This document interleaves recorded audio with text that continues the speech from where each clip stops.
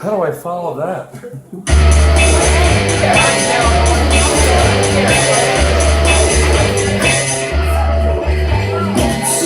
You can grab the microphone that's black.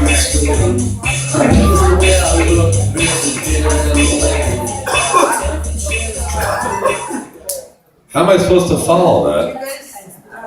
I mean, I was in New York at the comic strip live, but they wouldn't let me perform. Oh crap, that's like, ladies and gentlemen and children of all ages, I am your ringmaster. I can juggle seven elephants on a tightrope, but I can't talk over the people in the audience. My name is Stephen Sane. I am the owner of Insane Productions, a new production company.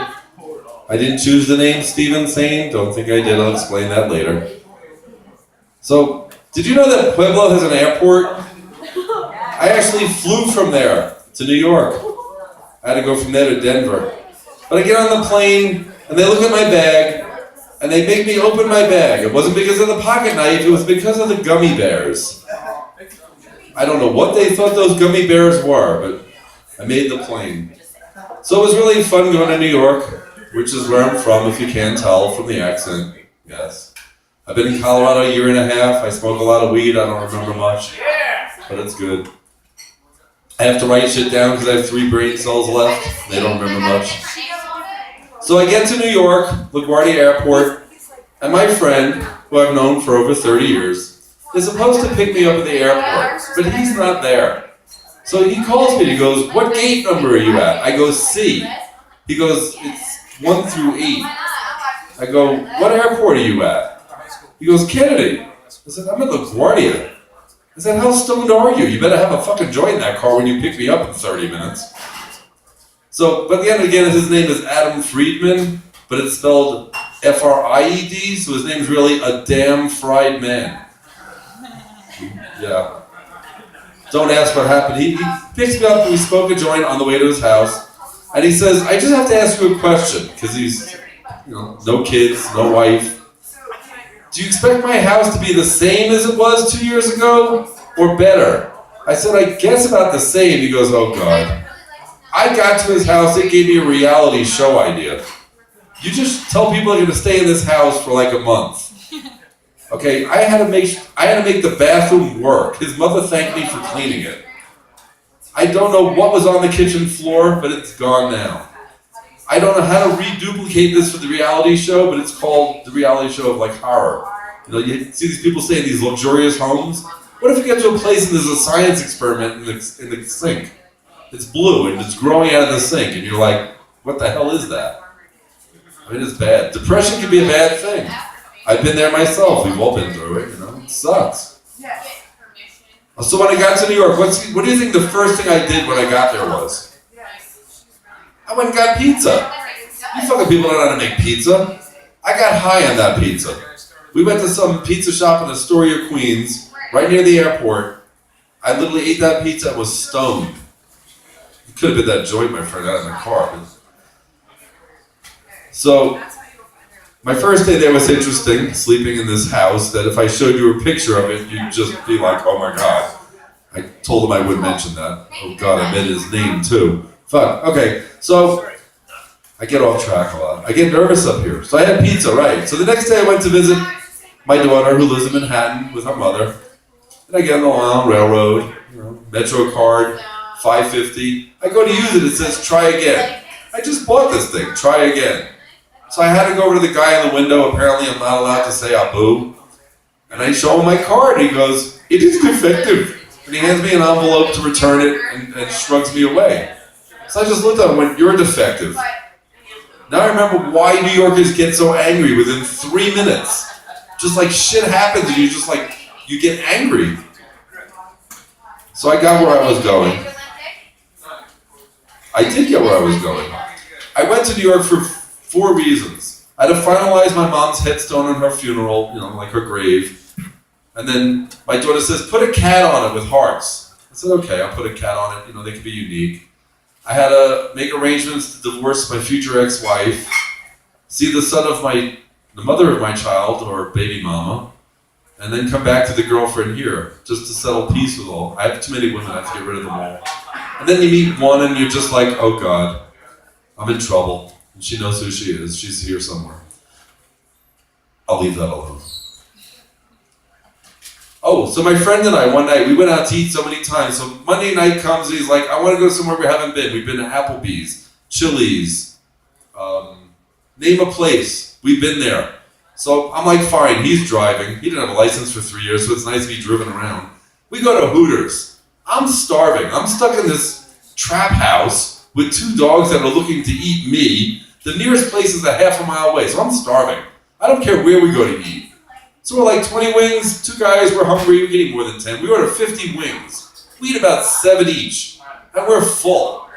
We're like, what the hell?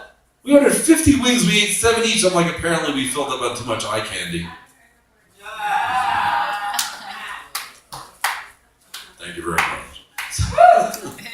Am I done yet? I never know how much time I get up here. It's kind of like sex, 15 minutes, 5 minutes, a minute. I usually get a finger at the end. I finally got all my shit together. Now I just have a big pile of shit in the middle of the room. It's better if you spread it out. When it's all in one place, it's too much to handle. So I get back to the person I was dating here, and I don't know, she's possessed by the fucking devil. Literally. I had to scare the devil out of her, and it wasn't fun. But now there's peace in the world, and I can be free again. Thank God. Anyone here in a relationship? Oh, you're stupid. They don't end well. They start out great. I mean, figure this one out. I'm married to my wife 25 years, we were together 20. The math doesn't work out. I know, I live an alternative lifestyle. At 50, I still roller skate. I have them in my trunk, they're my emergency vehicle. My biggest trick at roller skating is I don't fall down. Kind of like life, I just keep going forward. People ask, how's it going? I go forward. I used to live my life looking backward, I got tired of looking at my own ass. But when I first got to Denver from New York, which is where I'm from, I partied my ass off, so if you see it, please let me know. Because I can't find it, I don't know what I sit on. I judge Colorado by how many joints it takes to get somewhere. It took me 4 to get here, I only have 1. I don't know how I'm getting home. And as a white Jewish male in Colorado, it's weird. I'm from Pueblo. Their idea of a kosher deli, there's a pig on the window. They don't understand. And after dating a city girl and a country girl and a farm girl and all the others, I figured out the city girls are really pretty, but they have shitty attitudes. The country girls, they'll stick you hard, leave you hanging. It's the farm girl you want to hang out with. You know why? Because if she raises chickens, she knows the way around a cock.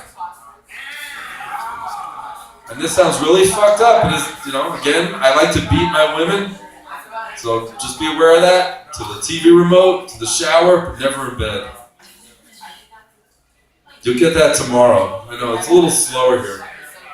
I ran out of stuff. I have to pull shit out of my pocket because I forget what I'm talking about sometimes.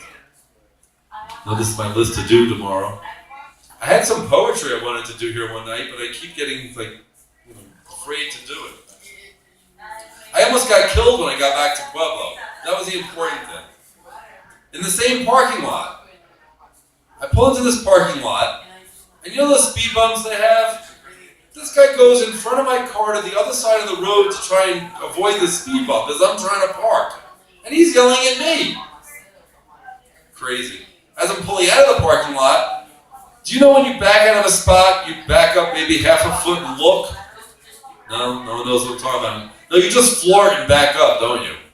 Well, I almost got killed twice in that same parking lot, so I appreciate every day that I'm alive that I have a chance to fix the things that I fucked up. In fact, I fucked up so many things in my life, I'm starting to find accomplishments in the things that I fucked up. Insane. Which is part of my name, which I'll explain. I didn't explain that. So my dad was a social director of the Catskill Mountains, New York. I'm the last cat of the Catskills. Dirty Dancing? No one gives a fuck. Thank you. Okay, that was in New York. So I'm 12 years old, cleaning the pool, my first job, getting paid $5 a day. I didn't know I was paying the owner $10 a day to stay there, so I owed the owner money at the end of the year. Fucking Jews. So they announced my name. Steve Insane, please come to the office. I went, Steve Insane. Thanks, Dad.